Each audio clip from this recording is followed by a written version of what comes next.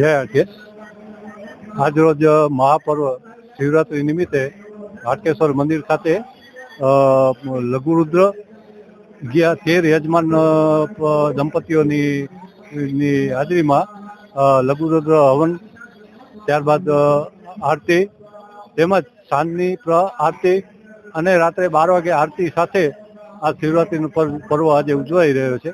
બપોરે 12 વાગે જ્ઞાતિના યજમાન દંપતીઓ દ્વારા હોમાત્મક બીડું હોમાશે. ત્યારબાદ મહાઆરતી થશે. ત્યારબાદ હાટકેશ કોમ્પ્લેક્સ ખાતે જ્ઞાતિજનો માટે મહાપ્રસાદનું પણ આયોજન કરવામાં આવેલ છે. સાંજે 7 વાગે પણ મહાઆરતીનું આયોજન કરવામાં આવેલ છે અને રાત્રે પણ મહાઆરતીનું 12 વાગે આયોજન કરવામાં આવેલ છે. આ કાર્યક્રમની અંદર જ્ઞાતિજનો બહોળી સંખ્યામાં ની હાજરી હોય જ છે. એમ જ અન્ય જ્ઞાતિના લોકો પણ હાટકેશ્વર મંદિર ખાતે આ પ્રસંગનો લાભ લેવા બહોળી સંખ્યામાં આવે છે.